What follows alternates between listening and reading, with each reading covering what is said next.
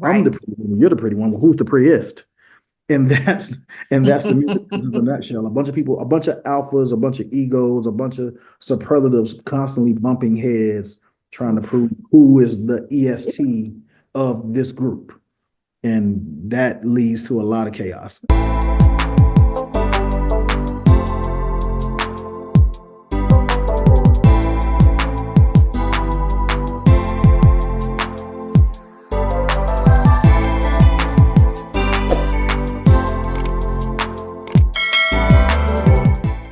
Welcome to the Brand Brief podcast, where we discuss the latest trends on the business side of fashion, beauty, entertainment, and the impact of technology on driving brand growth. This podcast is powered by Brand Method Media Group, and I'm your host, Kelly Kelly. Today's guest is Nick Love, product manager at ONErpm, a global music distribution company empowering artists and labels with innovative tools and services for digital music distribution, rights management, and more. Welcome to the show, Nick.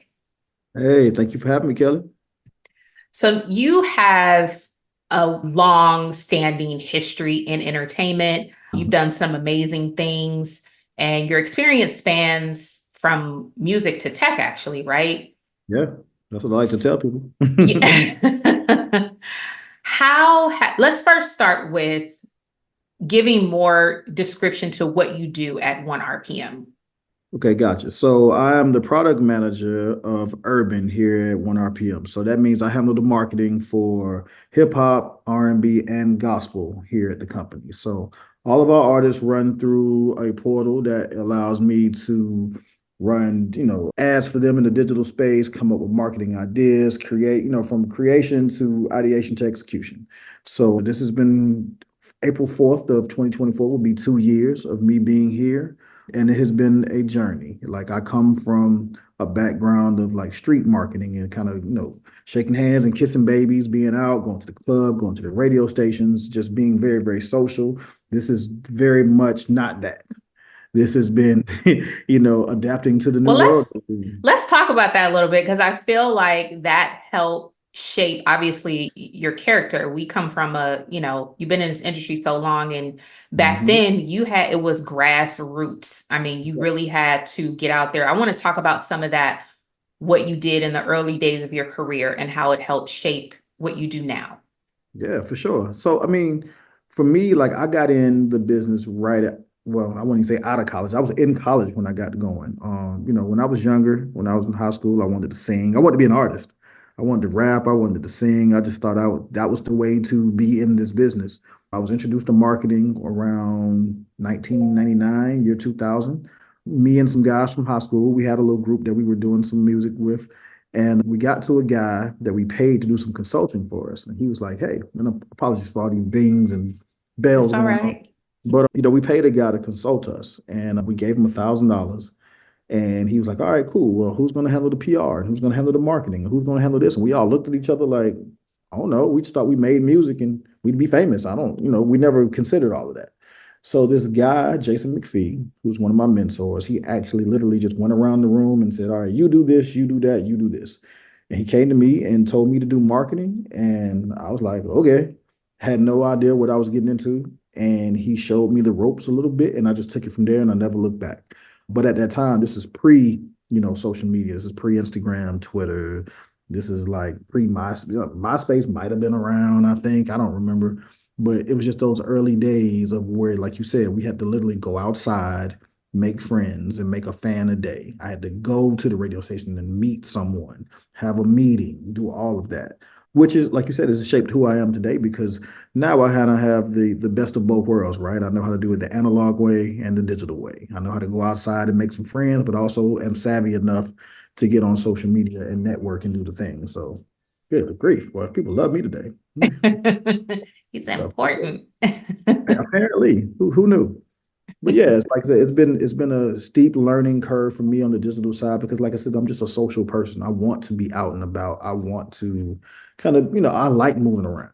And so when I found a kind of a happy medium that allows me to do the digital thing and still move around a little bit. So that's been a blessing, because when I first got here, I was a little worried. Like, I don't know if I'm built for this sitting behind a computer thing all day, you know? Right. It's definitely a different different lifestyle. And you mentioned a steep learning curve. What are some of the challenges that you've encountered in this current position? Well, I would say with the music business, I think if you come from the environment and the background that I come from, everything was based on feeling and emotion and just gut instinct, right? You say, oh, this song feels right. This feels like the direction that we should go. There wasn't much data to necessarily move off of. Now there's nothing but data. And so you find yourself making decisions based off numbers, which feels very impersonal, feels very structured and formal in a business that has always moved off of the casual nature of it. But even to go even deeper, I would say like a lot of my music calls feel like sales calls now, right? Instead of sitting around thinking, okay, how do you like this song? Do you like this song? Do you feel like this song can move forward? It's like, nope, this is what the numbers say. We put this song out and it got X amount of streams here, X amount of views here. The data is showing that this is trending up, this is trending down, this is the direction we should go. The best to do it in this business have figured out how to make amazing music and also follow the data. And I think that we're at this weird crossroads in the music business where everybody's trying to figure out, well, what's the correct thing to do? Do you leave it? Because music is emotional, it's subjective. The song I like, you may not like. So it's like, well, what do I do? Do I go off of what I think and what I feel, or do I watch these numbers? And so the sweet spot is somewhere in the middle. You hope that the song that you like is the one that also happens to be trending upwards and you can follow those numbers. But I think that was the biggest thing of just sitting on calls, marketing calls. And instead of us doing the thing that was cool, doing the thing that felt right, or doing the thing that had I don't know, like I said, that your gut said, yo, we should try this. Sometimes we were led by the numbers.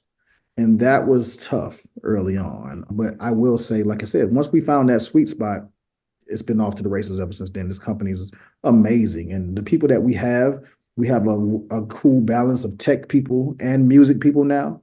So now it's not like, I always hear people in sports complain about how like the geeks are leading the charge, right? All the computer nerds are saying, this is who we should draft and this is who we should pick on our team because the numbers say this. But then you got people who really play football that are like, but I have eyes. I can see that this guy can or can't play. So with the music game, that's where everybody is now, figuring out how to get enough of the tech people, enough of the music people, and find a happy medium and all meshes together. Now, are you involved at all in any sort of, as you said, bringing all these together? Because at the core of this is artistry. So you're dealing Yeah. with artists to some degree. And I've Mhm. seen on the outside looking in, I've seen artists take to Instagram and TikTok and they complain and like they want to just Mhm. do their craft and I don't want to be led by numbers. And how do Mhm. you guys, you as an individual or you all as a team, come together and help kind of channel that energy and manage that relationship with the actual artist? Can you speak to that at all? Yeah, it's tough because, like I said, most of us we grew up. If you're of a certain age, and not even a certain age, just being honest, if you're 25 or older, hell, maybe even 20 or older, you grew up in an era where it wasn't this. So we all grew up liking certain songs, hearing songs on the radio, all of that. And all of those things have changed. Radio is not the big driver that it once was. There's no 106 in Park anymore. There's no TRL no more. So the days of spending a bunch of money on a big budget video, it doesn't make sense anymore, right? Because there's no one sitting around waiting for your $1 million video to show up on their TV screen. People watch things on The demand. world premieres. You remember Yeah, those? people watch things on demand at their leisure. They catch it on YouTube whenever they catch it. They may, if you have a smart TV, you're able to catch like a Vivo channel or something like that. But those days are gone. So it doesn't make sense to invest that kind of money anymore into a video, especially if your YouTube page or wherever you are hosting these videos doesn't, the revenue that's being driven from it. If you're only making, let's say, $500 a month on YouTube, why in the hell would you go shoot a $5,000 video? Right. So it's getting to the core of like getting the artist to understand why. And the best thing that has happened to ONErpm as a company and even me as a marketer has been this drive towards independence. Because as an artist, you're like, yeah, I don't want to be led by numbers. I want to be as artistic and creative as I can. But when you talk to people who are aspiring businessmen and businesswomen, and you say, hey, but if this was your label and you had an artist signed to you and they wanted to spend $20,000 to shoot a video, but you know that their YouTube page only generates $200. Would you do it? And now there's a bit more of an understanding of why we're doing it the way we're doing it. It's not to sell you short. It's not to limit your creativity. It's really more so to help you find creativity within the structure. And that's difficult. And even especially for me, you know what I'm saying? I think I always felt like structure was the enemy of creativity. But you realize, like, once you kind of define what we're doing, now you can start to kind of swiggle, scribble in between the lines. At least you know where you're going, and it actually can help if you can plan, prepare. It's a little harder. It requires a little bit more focus and creativity, but I mean, it's there. You just have to find it within the lines. But like I said, most artists, when you talk to them, they don't want to be in lines. They don't want to be in a box. They don't want to be anything. So it's like, hey, like, okay, well, think about it this way.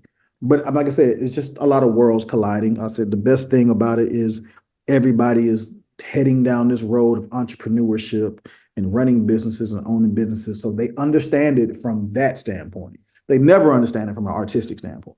Right. And that goes for the artists, the marketers, the cameramen, the videographers, everybody, any creative. When you tell them we're adding structure to something, there's a little bit of a pushback.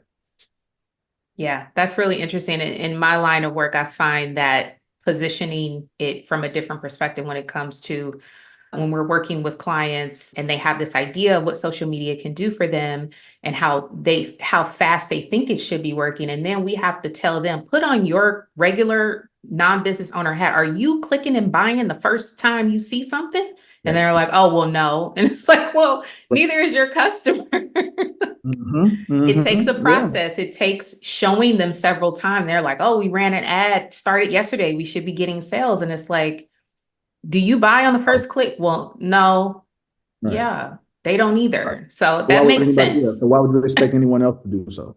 Yeah, it's interesting. I think the hardest part about social media, because like I say, as a father, is watching your kids. Like they're looking at their peers or people that their age or a little older, and they're saying, well, this seemed to have happened fairly quickly for them. So the measurement of where they are versus where they think others are, the measurement of how fast something should happen, all of that, they're looking and saying, well, she posted this thing yesterday and she got 1 million likes or 1 million follows. Or I just read an article about this company who their product debuted at noon yesterday and they did $1 million in sales in 24 hours. So now they think everything should happen in 24 hours. It's like, yo, those are special cases. Those are what we call unicorns, right? Yep. That is not, those are the exceptions to the rule. And unfortunately, in creative spaces, all of us think that we're the exception to the rule, right? We feel like I'm the smart one here. I'm the creative one here. I'm the pretty one here. I'm the talented one here. So that's always, yeah. Oh man, it's in the music business is really rough because, think about this, Kelly, like when we was in high school, right? You do the end of the year superlatives. You only had to be the smartest or the best looking or the most athletic person amongst 200 people, 300 people in your class, maybe.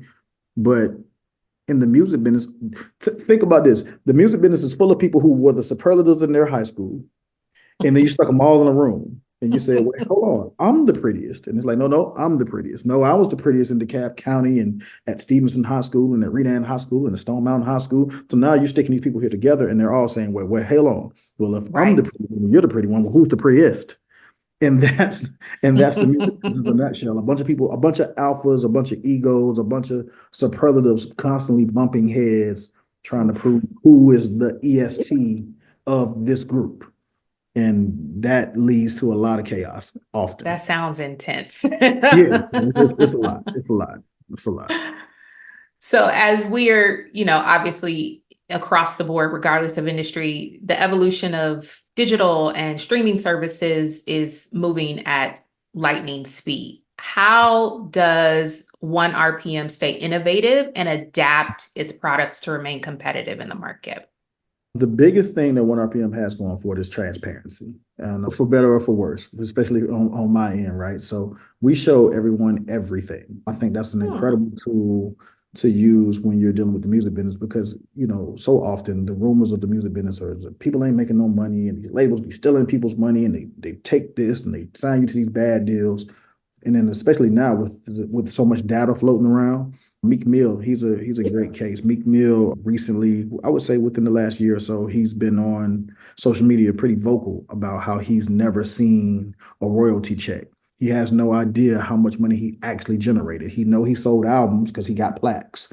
He knows what kind of money he gets from shows, so he understands that there's a certain level of popularity that he's amassed, but he can't tell you the numbers, like down to the number. With ONErpm, we have made our platform such where you can go on and see exactly how much you streamed on Apple Music, how much you streamed on Spotify, how many Shazams you may have accrued. Those numbers are there. You can see how the money translates. You can say, all right, cool. Well, Apple pays this amount. So you take that amount times 100,000 streams, that's your number. And you can see everything in a port. Wow. And so that is groundbreaking in the music business because all of that information was generally shielded from the artist for a number of reasons, so that sometimes the artist could be taken advantage of, so that an artist didn't know the rate at which they were recouping their deal, or they didn't know where the money was being recouped from. There are situations in the music business where, let's say, just to use round numbers, you may have a 50-50 split. Let's say, Kelly, I'll give you $100,000 and I say, all right, cool. When money comes in, we're going to split it 50-50, right? So a dollar comes in, you get 50 cents, I get 50 cents. But let's just say I'm making you recoup the $100,000 that I gave you out of your 50 cents. Right. So That would that like, be like the advance, the $100,000? Sometimes yeah, artists get advances. right. Okay. So I give you $100,000 advance, but we're splitting things 50-50. But if you can only recoup from, it's not like you're recouping $100,000 as it comes in, and it was Right. just broken down 50-50. You got to make $200,000 because we're only recouping out of your 50. So I'm getting my 50, and you got to make 200 to get your whole thing back. Right. And that's been a general kind of music business practice for years. Fair or unfair, depending on who you're asking, right? Random question. What is a 360 deal? I hear that term a lot and I'm not clear. So 360 deal is where the label or whoever has advanced you money can recoup their money and has an opportunity to eat off of everything that you do. So it's 360, like a big circle, right? So not only am I getting money off of you as you stream, I'm getting money off of you as you generate revenue at YouTube. I get money from your touring. I get money from your merch. I get money from every single thing that you do. And the reason that started was because the revenue in the music business from music alone has started to dwindle, because as Best Buys and all of the stores started to close with physical sales and sales went down, what was happening was the marketing that was being pumped into an artist, they were taking that fame, but going on to do Nike commercials or going on to do endorsements with different Which the brands. label was not getting any part Label of. wasn't getting any of it. Gotcha. They're like, but hold on, it was our marketing dollars and our efforts that got you the ability to have that opportunity. So why shouldn't we eat? Which logically, yes, right? But at the same time, if you're one of the artists who subscribe to the theory that, but the label didn't even do nothing for me. Like I did all the rapping, I did all the producing, I made the songs. They barely did anything. And then when I finally got something over here that did make me some money, y'all want a piece of that too. You see where the strife comes. Right. So it's really more of a like kind of a chicken and the egg. Who made who famous, right? Right. Did the label's efforts, whether you think they were significant or not, did the thing that they did the thing that they do make you more attractive to Ford, to GM, to Mac Cosmetics, to Apple Music, to whatever?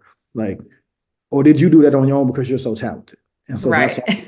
like, so the labels have been like, yeah, no, we're not going to keep pumping money and efforts and energy into an artist only for them to run off and go do a big deal with some company and we get none of that. It doesn't make sense. So yeah, that's it's a thing. But yeah, that 360 deal, to me, I feel like if you're with a company that's really moving on your behalf and really pumping some real energy and effort into you, honestly, I think they deserve it. As a person who has invested in artists myself, who has managed artists, who has signed artists to myself and put my own money up, it's like, wait, hold on. So you mean to tell me I'm going to be in the hole, but you're going to go off and make a check? That don't seem fair. Just because I'm Right. not getting, I pump money into Kelly, but Kelly's not getting shows. But some makeup company came along and said, man, Kelly's really pretty. We should give her $100,000. So you're going to tell me I can't get some of that money? Because Right. the only reason they know about you is because of the thing that I'm doing. So I know, like, again, from a business standpoint, I'm like, yeah, no, give me that. This sounds like the attribution argument on our side between like marketing and sales. Everybody is always like, well, what part of the role played into the final sale? Was it Yeah. the actual click here? Was it the post here? You know what I mean? And so that makes a lot of sense. And it's interesting. And we still haven't come to any sort of resolution in our industry on what was the deciding factor for the customer or the client to go ahead and make that final But the sale. answer is all of it, right? All of All it. of Absolutely. it I agree. helped. The social media thing helped. The product being out and available in the store helped. Seeing it on social media helped. The magazine ad helped. The friend referral from the friend helped. All these things played a part. So it's hard to say, well, this was 25% of the reason, or this was, and it's definitely the answer is not this one thing was the whole reason. Right. So you need all of it. But they say that success has 1,000 fathers and failure is an orphan. Nobody wants to take the credit when it's not working, right? Nobody's like, well, Right. a little bit of marketing's fault and a little bit of such and such's fault. It's like, but when it's working, everybody wants to claim. So it's weird being in our space. Marketing is tough. It is tough and it gets dogged out quite a bit, to be honest. They think that we're just kind of playing around and having fun all day and boozy lunches. Last hired, first fired was Yeah. something that I was told years ago, and it has held up for sure. We are Yeah. definitely the last thought because once, and like I have outside of the music, outside of doing ONErpm, I have my own marketing company as well. So I have clients that are restaurants. I have clients that are fashion Okay. So companies. you know the deal. You know Yeah, what's going on. yeah, and especially with restaurants. Restaurants are very guilty of this. They're so focused on the building, the staff, the food, which they should. I think food at a restaurant, the food should be the main attraction. Priority. Yeah. Marketing is always the afterthought, like, oh, we should probably tell people that we exist. But Which as soon is as they so get going, weird, right? it's crazy, right? But as soon as they get going, they're like, all right, cool, we can cut that marketing expense now because everybody knows about us. And then it's funny how business will coast for a little while, then it'll tail off. And now it's weird, right? Because now you let me go when you thought you had it. Now you got to come back. And now Listen, I've had at the beginning of COVID, I had obviously people were scrambling trying to figure out how to be present and show up. I got a couple calls from people and they would be like, I mean, out the gate, I've never paid for marketing a day in my life. I'm not spending. And I'm thinking to myself, well, what you calling me for? This is what I do. So what are we here for? Like you just right. want it to be known that you are very anti-marketing until now, where you literally have no other way to be present or to keep a presence. This is still before we knew it was going to happen. But the natural business mind is like, I still need to be present. I need to have some sort of presence. So I always think that's so weird. It's like a hate relationship. It's so strange. It is. I think some people have been, I think one, people don't understand what marketing truly is. Yeah. Two, I think the few times that they have been exposed to it, they may have been taken advantage of, or somebody, or they felt like they got taken advantage of. I won't even say they got taken advantage of, but I mean, we know people in our industry that gouge a little bit when it comes to the prices or overpromise and underdeliver. So I get it. The flip side of it is, hey guys, Apple, T-Mobile, Verizon, Microsoft, the biggest companies in the world advertise all the time. All the Coca-Cola time. runs commercials all the time. You mean to tell me you think you're bigger or more important or cooler or more exposed and More memorable? Okay. yeah, like come on now. Like if anybody doesn't need to run the ads, it's them. If anyone doesn't need to advertise or market or pump a bunch of money into that, it's them. And if they're doing it, you absolutely should be doing it. So let's cut it out. So yeah, what role or impact is AI having in your specific position, if at all? Oh man, so AI is in its infancy in my particular role, but it is growing and I see the future of it. I know exactly what it can and I know the limitations or what I think the limitations of it will be, but it's an extremely helpful tool that I'm excited about because I feel like it'll streamline a few more tedious tasks from the design aspect for sure. I'm starting to see that pop up more, right? When it comes to designing just social media posts, flyers, banners, any signage that we may need. But what I found over the holidays was, I was out of work for maybe 3 weeks to a month. We closed down for the holidays and we came back like right after Martin Luther King holiday. And during that time, I was so creative and I'm like, had all these ideas and I'm thinking like, damn, but I can't draw. I don't know how to do any of these things. And I remember my daughter saying, "Oh, Dad, just type that idea into Chat GPT or type it into this thing." And I'm like, I did it, and I'm like, "Uh-oh, that ain't good." So I was like, I mean, not just for me, but just graphic designers, y'all should be worried because if I can figure out how to not need you, you got a problem. And from, like I said, from a marketing standpoint, for what I do when it comes to writing pitches, I have to pitch records to Spotify, pitch it to Apple Music for playlisting, writing pitches. That is something that I can put into the Chat GPT now and have them write the pitch for me. And I can send that off. That frees up so much time for me. And I don't rely on it because I'm actually a good writer in general. But it is a tool Speeds that, it up. oh my God. Speeds it up. So AI is at the very least a helpmate. At best case, maybe worst case, depending on how you look at it, it could be a replacement for a few people. And if you, I don't know if you've noticed or you're even aware, but the music business just underwent a massive, massive layoff run, like literally about 3, 4 weeks ago, where a few of the big labels like completely like got rid of their radio departments, all of that. Because Wow. again, ROI, right? If no one's listening to the radio, why do we need this massive radio department to push our songs that way? Right. So when they can decide, okay, cool, this is how we're going to now digitally push records to radio. So we don't need the people. This is how we're going to digitally push these records to these streaming platforms, to YouTube. I mean, it's going to be tricky. It's going to be a survival of the fittest type of situation. But I'm honestly, I'm excited because what I've also noticed is that the solutions a lot of times are steeped in what we kind of grew up doing, right? I've so many of the young people that I work with, it's so funny. They'll hit a wall on a problem, and I'm like, oh, well, the answer is the thing that we used to do when we used to ship CDs or when we used to ship vinyl, but you guys weren't around for that, so y'all don't remember when we had to do this physically. You guys only know the digital way, so when the digital way doesn't work, you're stuck. So it's people like us that are in this kind of sweet spot of an age group that was old enough to remember the old way, young enough to adapt to the new way. I think we'll be okay. I think we'll Yeah. be. I have those conversations with my husband often, and this is by no means intended to sound boomerish or whatever. I don't bash younger people. I No. do, I do feel like they could, and this is generally speaking, learn just how to be a bit more adaptable. Like you said, sometimes they'll hit a wall and it'll be just like shut down. Like, Mhm. and I get it, they're coming out at a different time, but Mhm. especially not, it's either sink or swim.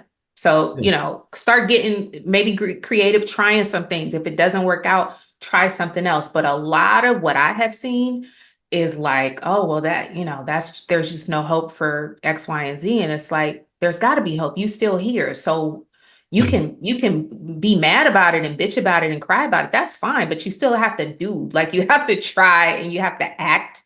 You can't just like succumb to despair necessarily. Mhm. And I get it. It's rough for a lot of reasons. They're coming out at a different time. And it's so strange to think that we were in COVID for 4 years. So there are younger people that have never had in-person work experience. They don't have the Mhm. professional development. And I get all of that. But the second you realize that that will probably help you, Mhm. you should probably see how you can be a bit of more of a self-starter, I guess is the thing. Listen, two things to what you just said. One, my daughter, she actually graduated from high school during COVID, right? So Mm-hmm. class of 2021. And so, she spent the latter part of her junior year and pretty much all of her senior year dealing with COVID stuff, right? A lot of restrictions, masks, the whole nine, plenty of days that she missed. And we're talking about a child. This is my oldest daughter. She was already a little shy and kind of an introvert anyway. And I watched her just kind of like, I'm like, oh no, she's already shy and introverted. And now she is forced to not interact with people. Like I Right. love school because I'm just like, yo, she's gonna have to kind of deal with people, deal with teachers, deal with other students, kind of learn those life skills. The best thing that ever happened to her, she's got a job in the city. I won't disclose necessarily where she works at, but she has a job in the city. It's a retail job.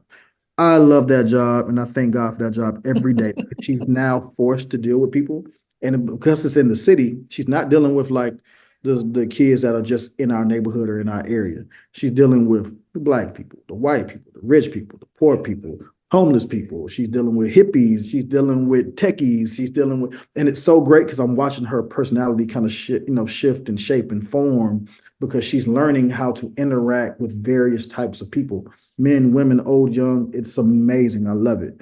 But then it's so funny. One of my kids, or a friend of theirs, they live in our neighborhood. They came home one day. This speaks to it's either if plan A don't work, they're just like stuck. She came home. She had left her key somewhere. Was locked out the house. Front door was locked. Couldn't get in. Know what she did? She sat on the step. Just sat there. Now you remember when we were young, we were locked out. We tried the window, I'm through the window. the back door, the sliding door. We was like, can we climb? You know what I'm saying? We did everything we could to go through the basement if we could. If there was what could we do to get inside this house so that we could let ourselves in? Because we didn't want to just sit outside for 4 or 5 hours waiting on our parents to get home. And these kids, they're just like, yep. I mean, all I do. So I just sat here for 3, 4 hours, and I'm like, yo, what? That was not even an option. I can't count the number of windows I climbed through, doors I jimmied open. Listen, I pressed my 8-year-old. I'm like, I try to challenge her to think critically, even at her age, because I feel like it's such an important skill. And I find even in my day-to-day doing business, if the front office person is it is a disconnect. I mean, it will be very bizarre exchanges I've had. And I'm looking at my own kid. I'm like, no, you need to think. You need to think. You need to know how to do things independently. Like critical thinking is lost. And again, I get it. It's been a horrible time for the last basically 8 to 10 years. I get it. You feel hopeless. It feels like despair. But as long as you are still here and you still have breath in your body, you have to try. Otherwise, nothing can happen, And now is the time to take the chances. I literally spoke with my daughter this morning and I said, hey, because we're just looking at life being completely realistic, right? I asked you this, Kelly. How much was your first apartment or the first place that you lived on your own? How much was it? $395 a month in Tallahassee. Yep. My first apartment was $298. My second one was $417. The third one was like $7 and some change. And I was like, man, this is ridiculously high, right? $798. And I had like a 3-bedroom townhouse upstairs, downstairs. I mean, it was a nice place. And if you look now, a 1-bedroom apartment anywhere in Atlanta, I don't care if you're outside the city, you can be in Decatur, Conyers, Stone Mountain, wherever you want to live. Apartments are starting 16, 17, 1800.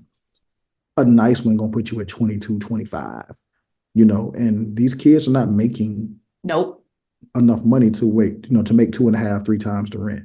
So, hey, realistically, daughter, you're gonna be here for a while, or unless you find some roommates or whatever the case may be. So let's buckle up. It's okay. Not a big deal. I'm not in a rush to kick you out. I'm not in a rush to put you in debt or for have you trying to figure your way out in the world that's so expensive. However, this is the time where you don't have any bills, you don't have any responsibilities, you don't have kids, you don't have any of this. Take your chances. Try. Jump out there, bungee, do it all because you have me right now as a safety net to cover you if any of this doesn't work.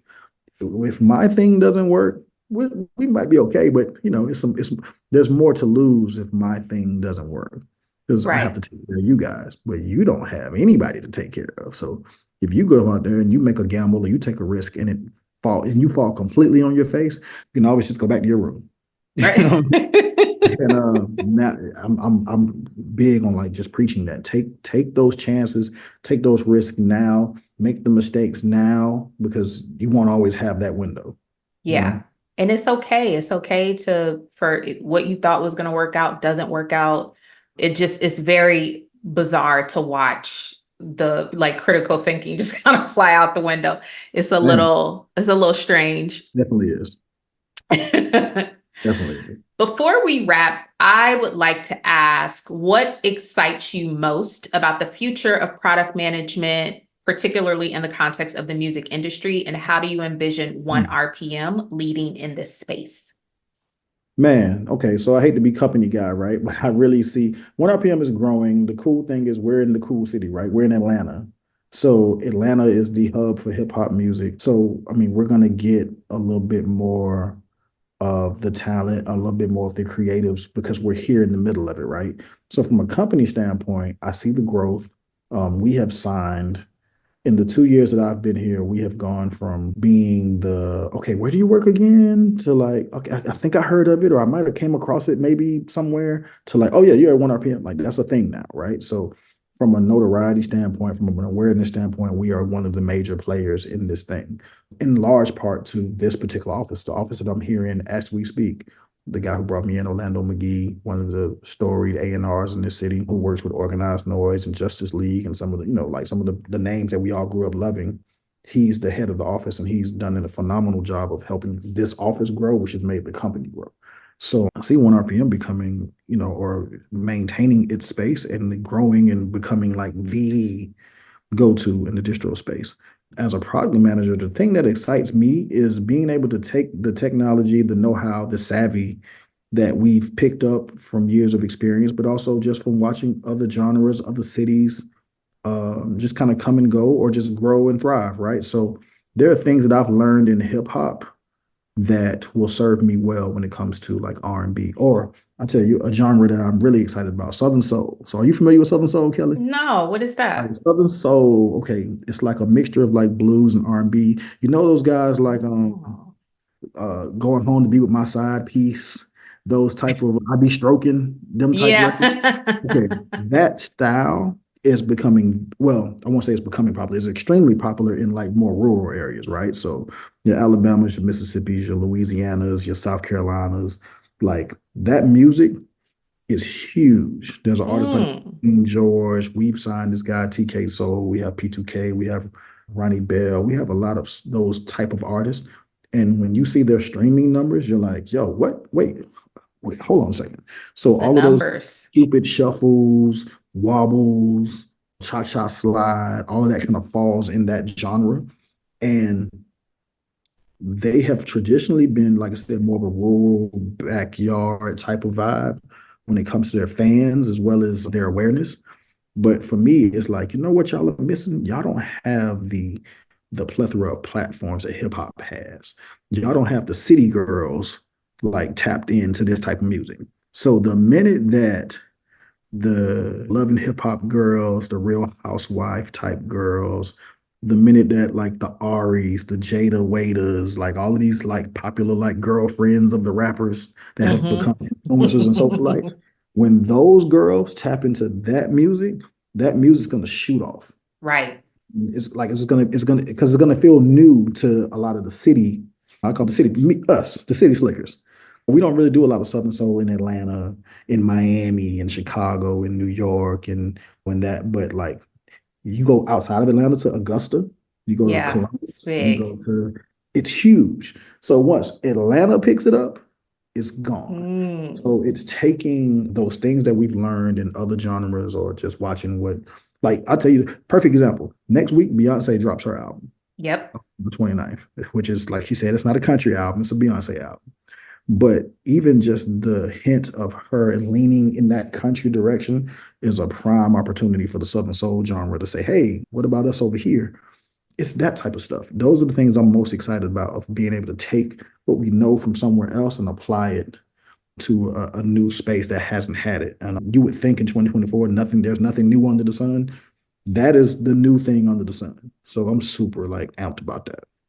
That sounds cool. I'll definitely be. I just saw a post or the post that Beyonce put out about the her album dropping. And I'll tell you something.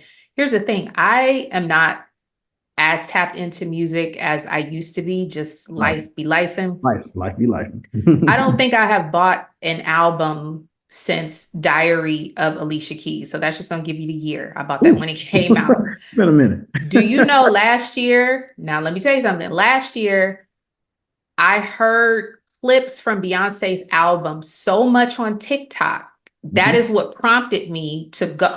I've always respected her as an artist, a creative, a Sure. businesswoman for sure, but I have never ran so fast and asked people, how do you buy an album today? Like, how do you even Right. do it today? Because I haven't done, but I had to have it. But that was due in part to so much of the clips playing on TikTok. I'm like, okay, Mhm. that's tight. Okay, I like that. All right, cool. I'm sold. You know what I mean? Right. So we were talking about that whole like what was the Right. thing that Yep. really took Yeah. it over the edge for me. So I'm excited to watch her get into this space. And to your point, paying attention to what's happening as it develops. Yes. Because if you're talking about these two coming together, Southern Soul kind of coming in as we are as a culture being more exposed to country-esque type stuff. I think that's gonna Yeah. be cool. And like I said, it's so funny. I'll even give you an artist to listen to, and he's not signed to us. This is how you know I'm not biased. There's an artist by the name of King George. The funniest thing about him is when you listen to the music, you would think he's an older guy. I think the boy like late 20s. He sound older, but he young, and I mean, and a good looking young guy, right? Like he just ain't no like he looked like something, right? But he got this song called damn, what's the name of this song? I'm gonna find it. It's called, but just go on Spotify or Apple Yeah, that you use, look up King George. It'll pull up his top 5 records. I promise you, you've heard the songs in passing. You probably didn't pay it no real attention, but you've heard the songs, whether it was on TikTok or you mm-hmm. heard at a family reunion or somebody might have randomly been playing it. And this guy, I don't think he shoots videos. I don't think he like I've never seen like I just saw him for the first time Now I'm in curious. 2023, and I've known about him for at least 5, 6, 7 years, just from family members. Um, Mm-hmm. and again, all this time I thought he was some old man for like 28, 29 years old. Snoop Dogg started posting him on his Instagram, and now everybody's like, oh my God, who's this guy? But the thing that made me laugh was I'm like, it ain't just this guy. There's this whole genre of this guy Yeah. that you should be excited about. And We're I just on the tip of the iceberg with it, right? Yeah, but again, it's the funny thing is a lot of black because it's a very, very black genre. This is something that's very niche to us, but a lot of your country cousins have been on this. Right. It's us in LA. Snoop is like this new thing, and everybody looking like this ain't new. It's been Been around for around. it's new to Snoop. It's new to Atlanta. It's new to Chicago. It's new to Detroit. It's new to DC. It's new to the city because we know all of us who live in cities, we think the world revolves around us. Of course. You know what I'm saying? Like if it didn't happen in Atlanta, it didn't happen. But that's why I'm always like intrigued when I watch stories about the labels or the artists that we grew up being exposed to. Because by the time we knew of them, it was a bop. And but to listen to the backstory about how, Outkast, there was Mhm. friction because it was West East at the time, East Right. Coast, West Coast, and that was it. And so here Mhm. comes the South. It's like as a kid growing up, then you heard the song, you liked it. Even I was still in California at the time. I was like, oh, this is dope. Like, I'm Right. not thinking they East, had West, any South. sort of friction to get in the business or to make way. You just Mhm. are enjoying the music. And then you look at these documentaries, they're like, yeah, people wasn't messing with us. They didn't want to fool with Nope. us. They didn't want to sign us. They want to give us some Nope. money. They didn't want to. It's like, what? Mhm. Yeah. I'm No. always fascinated by those stories. Yeah. Those stories are amazing because, like you said, you especially when somebody comes with a hit record, you think everybody adopted it when you adopted Yep. it. Right? You're like, Yep. who doesn't like Who Outkast? wouldn't like this? Right. Who wouldn't like Cash Money Records? You know what I'm saying? Like, you Right, find out, right. Or oh, like, no limit. Like, what do you yeah, mean you like, had a hard time? I thought we all This like No Limit. I was thought, right, it. right. So yeah, it's funny how those things take time to bubble up, and like I said, this Southern Soul thing, I see what it can be. I think it's going to take some time. I tell people around here all the time, like Southern Soul is so niche that there's no like station on Sirius XM, right, where you can just go and listen to just Southern Soul. But if it's done right and if enough people get behind it, there will be a channel. Eventually, yeah. That'll be how I know that it took the turn. Because hip hop used to be like that, right? Remember, we used Right. to Yep. remember when we were younger, you can only hear hip hop after 6 o'clock. Yep. We played, V103 would play standard music all day, and then at 6 o'clock, it got a little younger. Now there's stations devoted to hip hop that play hip hop all day long. You can hear the raunchiest, sexy red city, what I'm saying, Cardi B song at 9 in the morning. 9 a.m. You know what I'm saying? But this and so hip hop clearly has taken a turn. There are 5, 6, 7 hip hop channels alone just on Sirius Satellite. There isn't one for Southern Soul. But I think if the right people get behind it, enough powerful people say, "Hey, this is a thing. Hey guys," or hell, they ain't gotta say this is a thing. Hey guys, it's some money here. We should probably at least give it a shot. Let's Pay give it one attention. chance. Yeah. Let's give it one look. And all it's going to take is one big article, you know what I'm saying? One big Billboard magazine article. And then every executive in the music business is going to be like, Oh, we need to go find these people. all is going to take is marketing and PR. Weird, huh? That's it. Yeah. Hmm. Funny how that works, right? Huh? Funny how that works. Yeah, so it's going to be interesting. I think it can happen soon, sooner than later. I want to be at the forefront of it. So, like I said, when you ask what I'm excited about kind of being at the forefront of something that's new. Because I honestly, I never thought I could ever be at the forefront of something in music. I thought everything had been done. Right. I grew up on hip hop, so I wasn't there at the beginning of hip hop. Maybe guess I was there at the beginning of trap music, sort of, with Jeezy and Tip and all of those guys. Yeah, Like, I've never been at the beginning of like something like this. So I'm super excited. that's incredible. Well, Yeah. that's going to wrap today's show. Thank you to our incredible guest, Nick Love, product manager at ONErpm. We'll have contact information for ONErpm in the show notes for anyone interested in exploring more about what they offer and what they have coming up. If you enjoyed today's episode, please don't forget to like, subscribe, and leave a review. We'll see you in the next episode. Thanks.